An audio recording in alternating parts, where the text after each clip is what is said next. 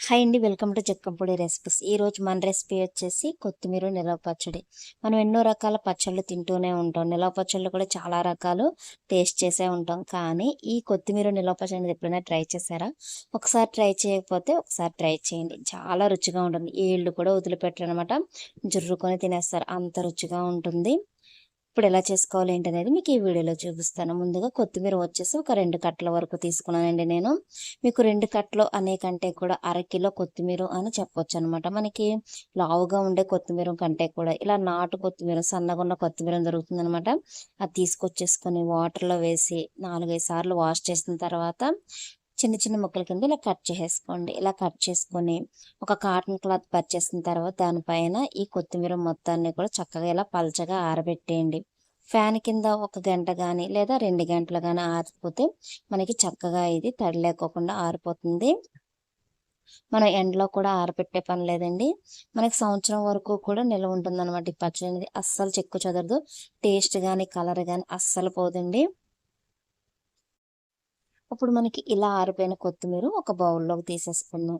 ఈ కొత్తిమీరని మనం కొలుచుకోవాలన్నమాట. మనం ఏ బౌల్తో అయితే కొలుచుకుంటామో అదే బౌల్తో కారం కానీ లేదా ఎండుమిర్చి కానీ తీసుకోవాలి. ఇదిగోండి, ఈ బౌల్తో నేను కొలుచుకుంటున్నాను. ఇప్పుడు ఈ బౌల్తో నాకు 2 బౌల్స్ వరకు కొత్తిమీర అనేది అయ్యింది. మనం కొత్తిమీర 2 బౌల్స్ తీసుకున్నాం కాబట్టి ఒక బౌల్ వచ్చేసి ఎండుమిర్చి అనేది తీసుకోవాలి. మనకి ఈ పచ్చడికి ఎండుమిర్చితో చేసుకుంటేనే టేస్ట్ అనేది చాలా బాగుంటుంది. ఇప్పుడు ఈ 2 కప్పుల కొత్తిమీరకి వచ్చేసి ఒక కప్పు వరకు ఎండుమిర్చి అనేది తీసుకొని పైన ముచ్చుకలు మొత్తం తీసేసి ఇలా కట్ చేసి పక్కన పెట్టేసుకోండి. ఇలా కట్ చేయడం వల్ల మనకి మిక్సీలో వేసినప్పుడు చక్కగా పౌడర్ అనేది నలుగుతుంది అనమాట. ఇప్పుడు మనం వేరొక బౌల్ తీసుకొని ఇందులో చింతపండు పుల్లలు కానీ గింజలు కానీ లేకోకుండా శుభ్రంగా ఇలా తీసేసి ఒక 50 గ్రాముల చింతపండు అనేది తీసుకోండి. మనం అరకిలో కొత్తిమీర అనేది తీసుకున్నాం కదండి, దానికి తగ్గట్టు నేను 50 గ్రాముల వరకు చింతపండు అనేది తీసుకున్నాను. అదే మీరు కిలో వరకు తీసుకుంటే 100 గ్రాముల వరకు అయితే సరిపోతుంది. ఇప్పుడు చింతపండులో ఉన్న గింజలు పిక్కలు తీసేసి చక్కగా గోరువెచ్చని వేడి వాటర్ ఉంటుంది కదండి, ఆ వాటర్ పోసేసి నానబెట్టండి. ఇలా వేడి వాటర్ పోసి నానబెట్టడం వల్ల మనం మిక్సీలో అయినా లేదా రోట్లో వేసి రుబ్బేటప్పుడైనా సరే చక్కగా చింతపండు అనేది నలుగుతుంది. అలాగే వేడి వాటర్ పోయడం వల్ల మనకి పచ్చడి అనేది చెడిపోదండి. ఇప్పుడు గ్యాస్ వెలిగించుకొని వేరొక కళాయి పెట్టుకొని అందులో ఆవాలు వచ్చేసి ఒక 2 టీ స్పూన్లు, మెంతులు వచ్చేసి ఒక 2 టీ స్పూన్ల వరకు వేసుకొని దోరగా వేయించుకుందాము. మెంతులు ఆవాలు వచ్చేసి నేను 2 టీ స్పూన్లు తీసుకున్నాను. అరకిలో కొత్తిమీరకు వచ్చేసి క్వాంటిటీ అనమాట. అదే మీరు కేజీ తీసుకున్నట్లయితే కొత్తిమీర 4 టీ స్పూన్ల వరకు మెంతులు, 4 టీ స్పూన్ల వరకు ఆవాలు తీసుకుంటే సరిపోతుంది. ఇదిగోండి చూడండి, దోరగా ఇలా వేగాలన్నమాట. ఇప్పుడు మనం వీటిని దింపి చల్లారిన తర్వాత మిక్సీ జార్ తీసుకొని మిక్సీ జార్లో తడి లేకుండా చూసుకోవాలన్నమాట. ఎందుకంటే మనం పట్టేది నిలవ పచ్చడి కాబట్టి తడి లేకుండా చూసుకొని వేయించుకున్న ఈ మెంతులు ఆవాల్ని ఇందులో వేసేసి మూత పెట్టి మిక్సీ పట్టేయండి. ఇదిగోండి, మెత్తని పౌడర్ లాగా ఇలా రావాలన్నమాట. మనకి చక్కగా పచ్చడిలో కలిసిపోతుంది. ఇప్పుడు ఈ పౌడర్ని తీసి వేరొక బౌల్లోకి వేసేసుకుందాం. పక్కన పెట్టేసుకొని ఇప్పుడు గ్యాస్ వెలిగించుకొని ఒక బౌల్ పెట్టుకుందాం.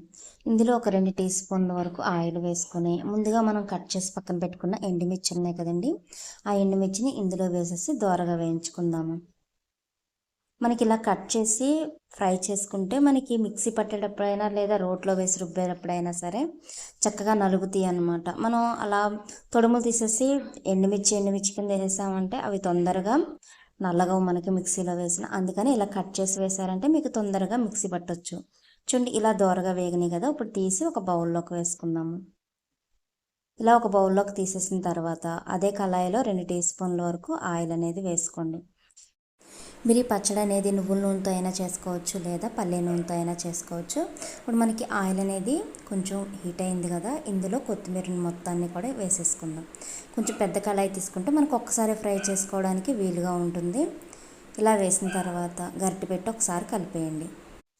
కొంచెం ఇలా కుక్ అయిన తర్వాత ఇందులో గల్లులుప్పు వచ్చేసి ఒక టీ స్పూన్ వరకు వేసుకుంటాం. గల్లులుప్పు వేయడం వల్ల మనకి ఈ కొత్తిమీర అనేది తొందరగా కుక్ అవుతుంది అనమాట. చాలా వరకు మనకి హైబ్రిడ్ కొత్తిమీర అనేది కాడలు కుక్ అవ్వవు. అటువంటిప్పుడు ఏం చేస్తారంటే ఇలా గల్లులుప్పు అనేది ఒక టీ స్పూన్ వేసుకొని కుక్ చేసుకున్నారంటే మనకి చక్కగా ఈ మొత్తం కూడా దగ్గరికి వచ్చేసి కుక్ అయిపోతాయి. ఇప్పుడు చూడండి, మూత తెచ్చి చూపిస్తాను మీకు. మనం ఆల్రెడీ ఇది ఫ్యాన్ కింద ఆరబెట్టి చేసుకుంటున్నాం కాబట్టి మనకి వాటర్ కంటెంట్ అనేది అంత ఉండదు ఇందులో. ఆయిల్ అనేది చూసారా పైకి చక్కగా తేలింది. ఇలా తేలిన తర్వాత దగ్గరికి వచ్చేయాలన్నమాట ఇది మొత్తం కూడా. ఇంకా చూడండి క్రింద వైపున మనకి ఆయిల్ కానీ వాటర్ కానీ కంటెంట్ అనేది ఏమీ లేదు కదా. ఇలా కుక్ చేసుకోవాలన్నమాట. ఇలా కుక్ అయితే మనకి పచ్చడి అనేది సంవత్సరం వరకు నిల్వ ఉంటుంది, అస్సలు పాడవదండి. ఇందులోనే మనం ముందుగా నానబెట్టుకున్న చింతపండు ఉంది కదా, ఆ చింతపండును కూడా వేసేసి గ్యాస్ ఆఫ్ చేసి ఆ హీట్కి చక్కగా ఇలాగా మగ్గించేయండి. ఇప్పుడు దింపి పక్కన పెట్టేసుకోండి. ఇది చల్లారనిద్దాము. ముందుగా మనం మెంతులు ఆవాలు పట్టుకున్న మిక్సీ జార్ ఉంది కదా, అదే మిక్సీ జార్లో మనం వేయించి పక్కన పెట్టుకున్న ఎండుమిర్చి అనేవి ఇందులో వేసుకుందాము. ముందుగా ఎండుమిర్చి అనేవి మిక్సీ పట్టుకుందాము. ఎందుకంటే ఎండుమిర్చి అనేది అన్నీ కలిపి వేసారంటే ఎండుమిర్చి అనేవి తొందరగా నలగవు, అందుకని ముందుగా ఎండుమిర్చి అనేవి ఇందులో వేసేయండి. ఇలా వేసేసి గల్లులుప్పు వచ్చేసి 1 టీ స్పూన్ వరకు వేసుకోండి. ఎక్కువ శాతం మనకి నిలవ పచ్చళ్ళకి గల్లులుప్పు అనేది వాడుకుంటేనే మనకి ఎక్కువ రోజులు నిలవ ఉంటాయి. అలాగే పసుపు వచ్చేసి 2 టీ స్పూన్ల వరకు వేసుకున్నాను నేను. ఇప్పుడు మూత పెట్టేసి మిక్సీ పట్టేసుకుందాం. చూడండి ఇలా బరకగా పట్టుకోండి. ఇలా బరకగా పట్టుకుంటే సరిపోతుంది. ఎందుకంటే మరలా మనం ఈ బ్యాటర్ అనేది మిక్సీ పడతాం కాబట్టి ఇలా బరకగా పట్టుకుంటే సరిపోతుంది. ఇప్పుడు మనం ముందుగానే కొత్తిమీర అనేది ఫ్రై చేసి పక్కన పెట్టేసుకున్నాం కదండి, అది చల్లారిపోయే ఉంటుంది. ఆ బ్యాటర్ మొత్తాన్ని కూడా ఇందులో వేసేద్దాం.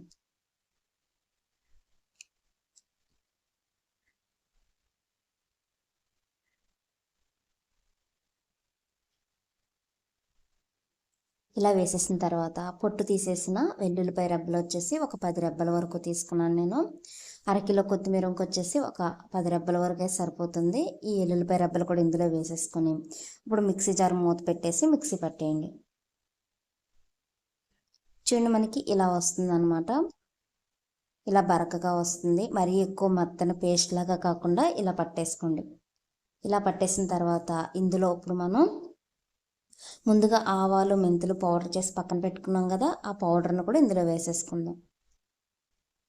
ఇలా వేసేసి ఒకసారి గరిటె పెట్టి కలిపేసుకున్న తర్వాత మిక్సీ జార్ మూత పెట్టేసి మిక్సీ పట్టేయండి. 2 తిప్పులు తిప్పారంటే చక్కగా మనకి ఇది మెత్తగా అయిపోతుంది అనమాట. చూడండి ఇలా వస్తుంది అనమాట. ఇలా వచ్చిన ఈ బ్యాటర్ని పక్కన పెట్టేసుకొని ఇప్పుడు మనం గ్యాస్ వెలిగించుకొని ఒక బౌల్ పెట్టుకుందాం. గ్యాస్ వెలిగించుకుని ఒక బౌల్ పెట్టుకొని ఇందులో 1 కప్పు వరకు ఆయిల్ అనేది వేసుకోండి. మీ ఇష్టం అండి, మీరు వేరుశనగ ఆయిల్ అయినా యూజ్ చేసుకోవచ్చు, లేదా పప్పు ఆయిల్ అయినా సరే యూజ్ చేసుకోవచ్చు. ఇందులోనే పోపు దినుసులు వచ్చేసి ఒక 4 టీ స్పూన్ల వరకు వేసుకోండి.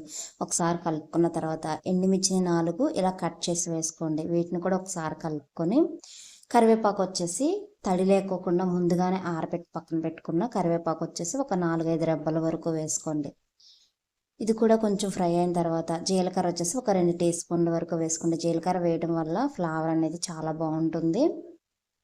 ఈ జీలకర్ర కూడా వేసిన తర్వాత ఒకసారి కలిపేసుకొని కొంచెం ఫ్రై అయిన తర్వాత దింపి కొంచెం చల్లారనివ్వండి. ఒక 10 నిమిషాలు చల్లారనివ్వాలన్నమాట. చూడండి మనకి పోపు అనేది రెడీ అయిపోయింది కదా. ఇప్పుడు ఈ పోపును పక్కన పెట్టేసుకొని చల్లారిన తర్వాత ముందుగా మనం పట్టి ఉంచుకున్న ఈ కొత్తిమీర పచ్చడి అనేది ఇందులో వేసేసుకుందాం. ఇలా మొత్తం పచ్చడిని కూడా వేసేసి బాగా కలిపేయండి, ఈ ఆయిల్ అంతా పట్టేసేటట్టు. ఈ పచ్చడి వచ్చేసి మనకి ఇదే కొలతలతో ఇదే టిప్స్తో కనుక మీరు పెట్టారంటే సంవత్సరం అయినా సరే రుచి రంగు అలాగే ఫ్లేవర్ అనేది అస్సలు మారదనమాట. చాలా రుచిగా ఉంటుంది. ఇంత వేసుకుంటే చాలండి, అంత అన్నం కలుస్తుంది. రుచి కూడా చాలా డిఫరెంట్గా ఉంటుంది. ఎప్పుడు తిన్నవారు కూడా లొట్టలు వేసుకుంటూ తినేస్తారు.